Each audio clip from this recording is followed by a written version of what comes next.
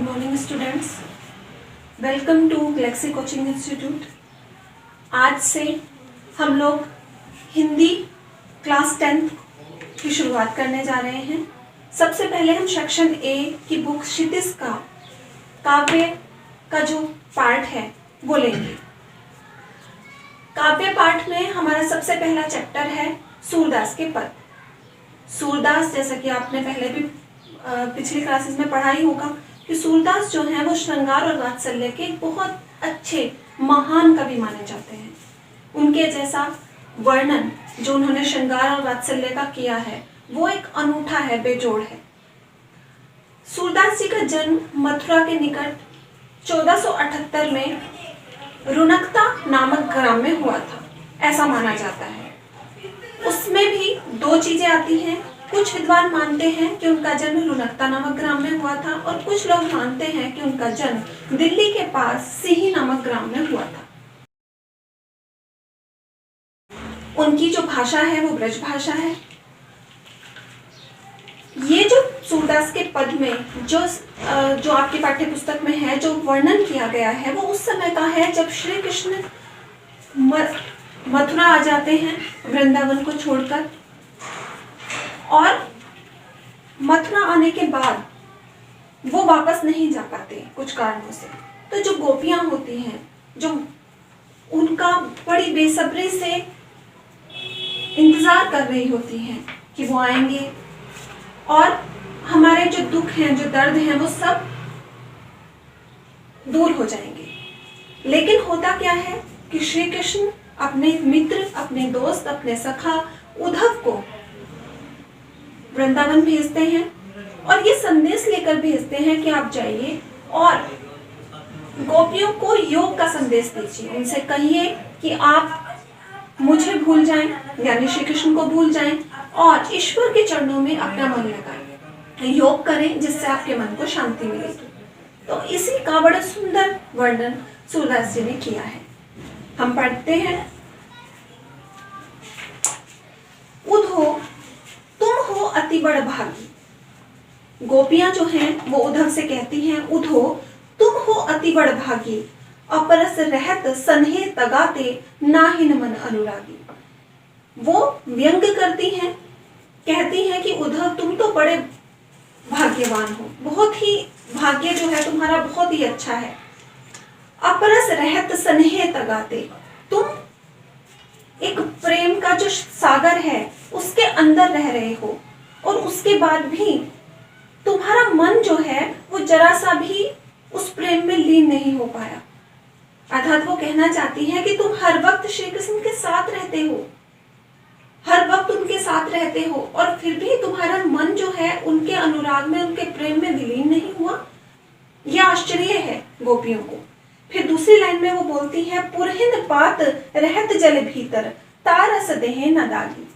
वो एग्जाम्पल देती हैं, उदाहरण पेश करती हैं कि जिस प्रकार तालाब में कमल खिले होते हैं और उसका जो पत्ते होते हैं उन पर पानी की बूंद बिल्कुल भी नहीं आती, यानी वो पूरे के पूरे पानी के अंदर हैं लेकिन उनके ऊपर पानी बिल्कुल नजर नहीं आता, टच नहीं हो पाता। अगर आप उसको रखेंगे भी तो वो बूंद फिसल कर फिर से पानी में चली जाएगी।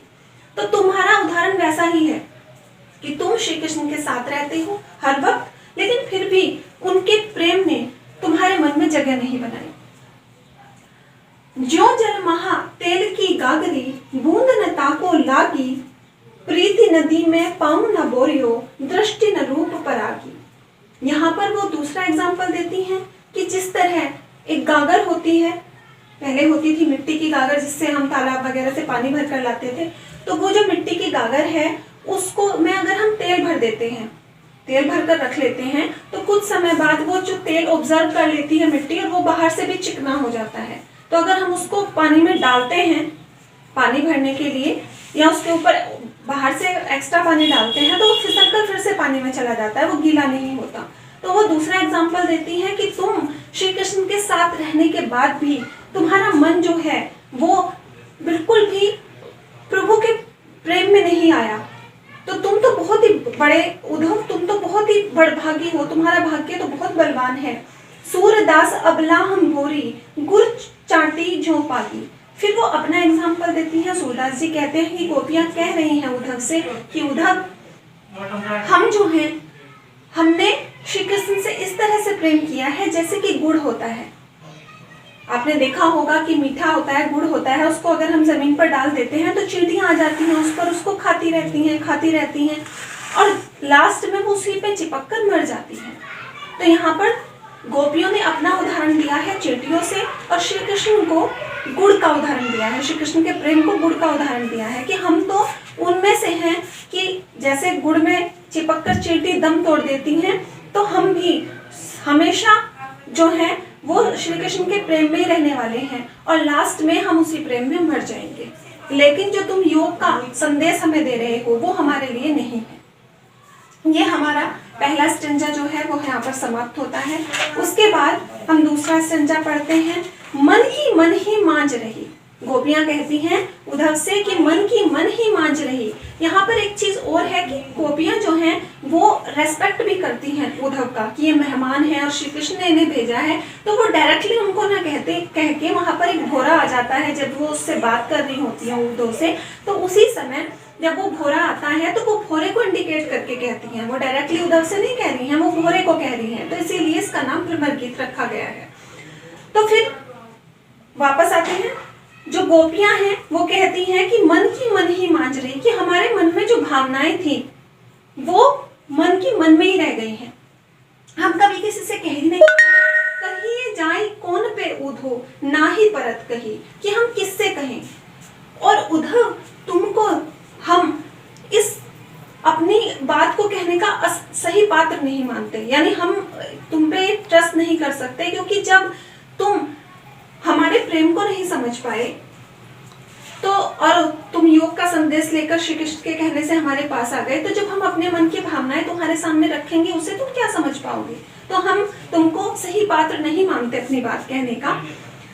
अवधि आधार आम आवन की तन मन विधा सही, अब इन जोग संदेश ने सुनी बिरहनी बिरह दही, कि हम तो कितनी अवधि बीत गई श्री कृष्ण का इंतजार करते करते, पथ में राहें बिछाई हमने कि श्री कृष्ण एक दिन वापस आएंगे और हम उनसे अपने मन की सारी कथा कह देंगे, अपनी हर बात कह देंगे। लेकिन ये क्या किया उन्होंने तुम्हें भेज दिया योग का संदेश लेकर। ये बिल्कुल ऐसा ही है जैसे किसी जलती हुई अग्नि में जैसे हम हवन वगैरह करते हैं और उसमें घी डालते हैं तो अग्नि और प्रज्वलित हो जाती है। तो जो संदेश यहाँ पर श्री कृष्ण ने हमारे लिए भेजा है योग का, इसने हमारे दुख को और बढ़ा दिया है। इसने हमारी जो दुख था जो व्यथा थी उसमें अग्नि का काम किया है तुम्हारे योग संदेश ने। चाहत हुती गुहारी जितैते उतते धार बही, सूरदास अब धीर धरई क्यों मर जादा न लही।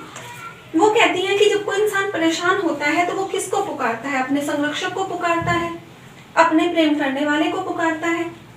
लेकिन यहाँ पर तो उल्टा हो गया, जो इससे हम प्रेम करते हैं, जो हमारा संरक्षक मानते हैं जिसको, उसी ने हमारे दुख को और बढ़ा दिया है। अब हम अपनी व्यथा किससे कहें, किसको जाकर पुकारें। तो उद्धव तुमने तो हमारे व्यथा को और आकर और बढ़ा दिया है। सूरदास अब धीर धरई क्यों मर जादा न लही, कि प्रेम की जो मर्यादा होती है वो ये होती है कि जब हम जिस इंसान से प्रेम करते हैं वो भी वापस हमें प्रेम दे, ये मर्यादा होती है प्रेम की। लेकिन श्री कृष्ण जी ने तो उल्टा कर दिया है। उन्होंने क्या किया है कि हमने तो उन्हें प्रेम किया और वो हमें योग संदेश भेज रहे हैं। तो जब उन्होंने प्रेम की मर्यादा का त्याग कर दिया है तो अब कौन है जिससे हम अपने मन की व्यथा कहें। तो यहाँ पर हमारे 2 स्टैंजा कंप्लीट होते हैं। आई थिंक आपको बहुत अच्छे से समझ आया होगा और बाकी मिलते हैं दूसरी वीडियो में।